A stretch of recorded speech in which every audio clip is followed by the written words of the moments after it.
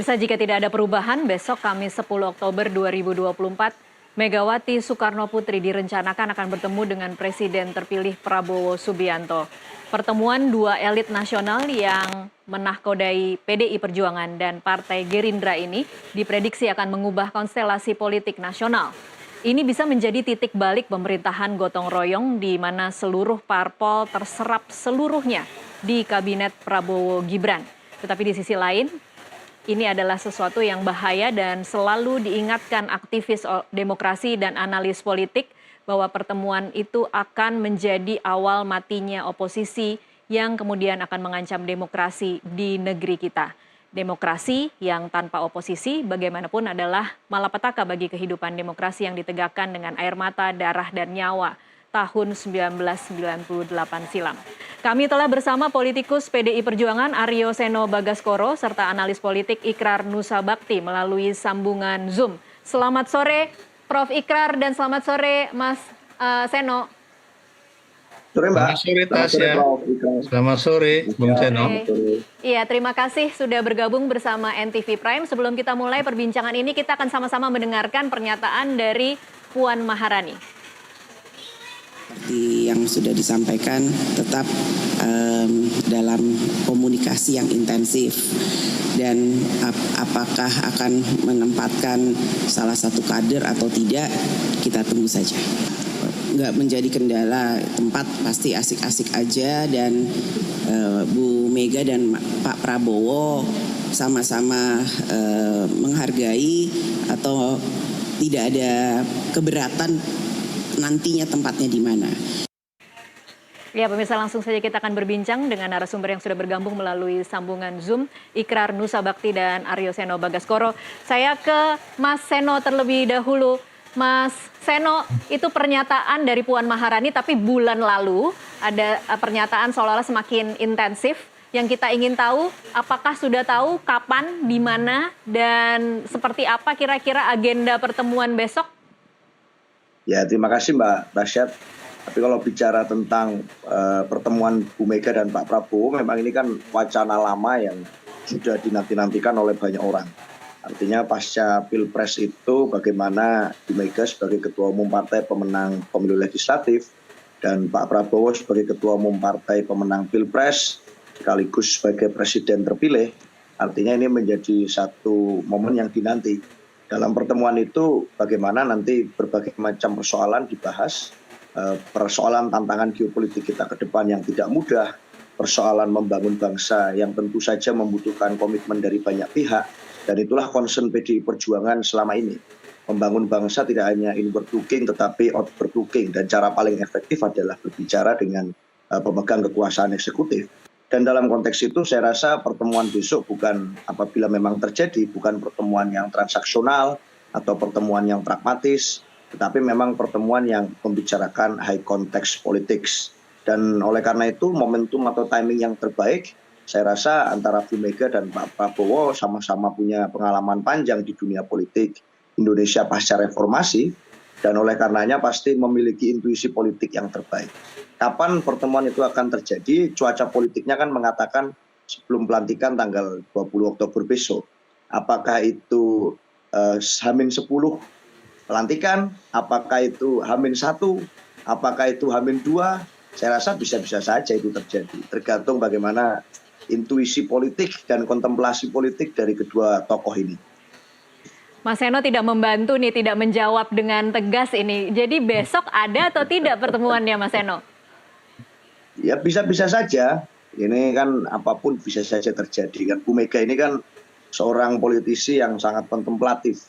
Artinya dalam konteks bertemu saja. Ini yang ngomongnya adalah kita bertemu ya. Kita bertemu berbicara dengan Pak Prabowo dalam hubungan antar personal, komunikasi, silaturahmi.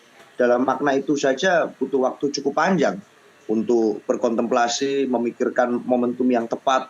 Bahkan segala sesuatunya kan dipersiapkan oleh kedua belah pihak dengan sangat matang. Dari tempatnya, dari makanannya, nilai filosofi yang menyelimuti pertemuan itu. Saya rasa artinya kan kontemplasinya panjang. Maka dari itu tentu ini membutuhkan satu momentum yang paling tepat. Karena ini sangat mungkin mengubah landscape politik kita pasca transisi pemerintahan baru. Jadi besok atau kapan, Mas Seno? Ya itu tergantung beliau berdua. Saya tidak kemudian dalam posisi yang bisa memastikan bahwa pertemuan itu terjadi kapan, karena momentum dan timing yang tepat beliau berdua yang menentukan. Jadi belum pasti Dan besok hanya berarti ya? beliau berdua. Belum pasti besok berarti, Mas Seno? Tidak ada yang pasti. Tidak ada Tapi yang pasti. pertemuannya Semoga terjadi kemudian sebelum ketika bertemu pelantikan. tidak terlalu mengagetkan ya, supaya kita kemudian bisa meliput juga, Mas Seno. Oh iya, tetapi poinnya adalah bahwa pertemuan itu kemungkinan besar akan terjadi sebelum pelantikan, itu bisa saya konfirmasi mendekati kepastian. Hampir 100% lah kira-kira akan bertemu sebelum 20 Oktober. Ya. Tapi antara besok Ya. sampai 20 Oktober, kita tidak bisa tahu kepastiannya. Ya.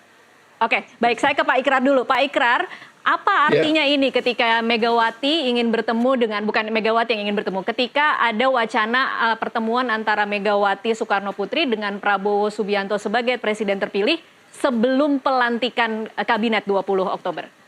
Pelantikan presiden. Ya, sebetulnya rencana pertemuan itu sudah cukup lama ya. Dan kita juga tahu dari informasi yang saya miliki ya, Bu Mega itu tetap menahan sampai misalnya hasil putusan Mahkamah Konstitusi menyatakan misalnya bahwa siapa yang menjadi pemenang di pemilu presiden itu, dan kemudian juga KPU sudah mengumumkan, dan juga kenapa tidak dekat-dekat dengan hasil pemilu, karena kalau menurut informasi yang saya terima, karena Bu Mega tidak ingin menyakiti hati para anak-anaknya ya, maksud saya para pemilih PDIP dan juga para pemilih Ganjar Mahfud ya, karena biar bagaimanapun itu ada persoalan dukungan di situ. Nah, kalau kemudian kapan terjadinya, saya juga mendengar memang kemungkinan besar besok ya di sebuah hotel, dan seperti kita ketahui bahwa salah satu santapan yang akan disiapkan itulah nasi goreng gitu kan. Kenapa demikian? Karena memang Pak Prabowo tuh paling suka nasi goreng, apalagi waktu itu ketika diundang ke rumah Bu Mega itu makanan yang disediakan adalah makanan nasi goreng yang memang dimasak oleh Bu Mega sendiri kan. Iya. Nah, kalau ditanya juga apakah ini akan terjadi sebuah transaksi politik ya, saya setuju dengan Mas Seno tadi ya, bahwa saya melihat tidak akan ada transaksi politik atau politik dagang sapi yang terkait dengan apakah PDIP akan masuk ke dalam pemerintahan Prabowo Gibran atau tidak ya.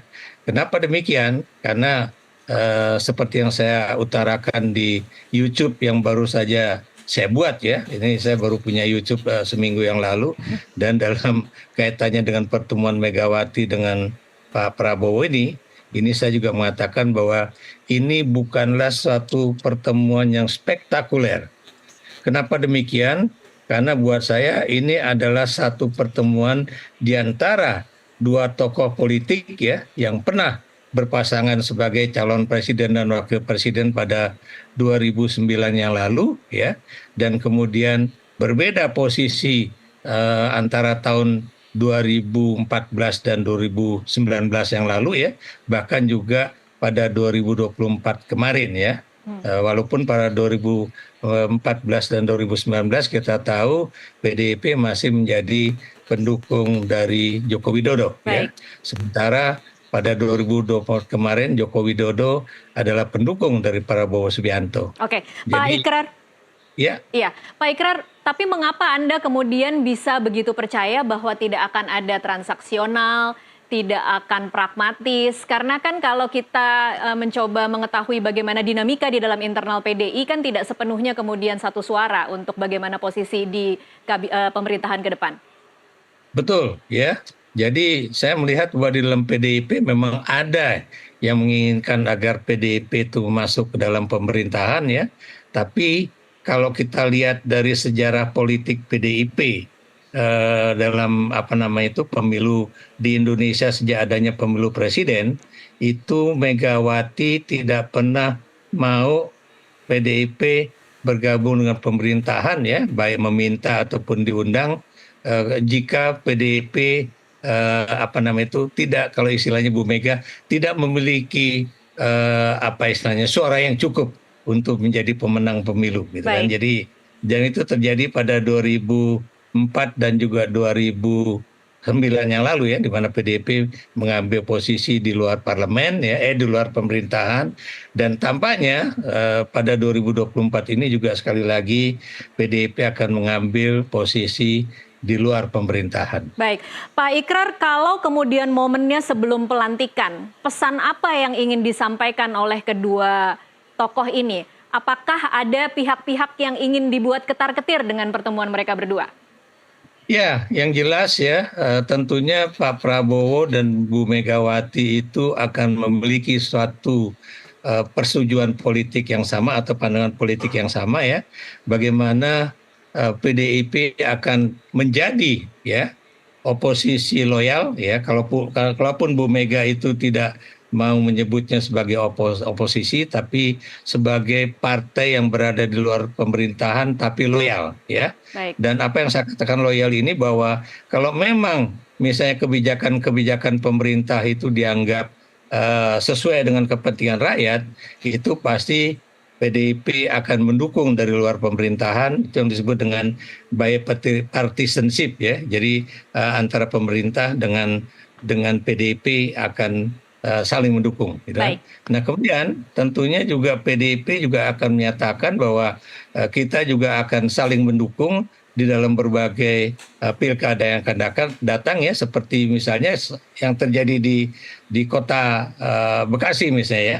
Ini kan calonnya kan dari PDIP dan juga dari Gerindra. Jadi di situ menunjukkan bahwa itu bisa terjadi. Walaupun kemudian kalau memang misalnya terjadi cawe-cawe politik dari Jokowi, walaupun dia sudah berjanji untuk tidak melakukan itu pasca 20 Oktober, dan itu tidak menjadi jaminan yang kuat bagi kita.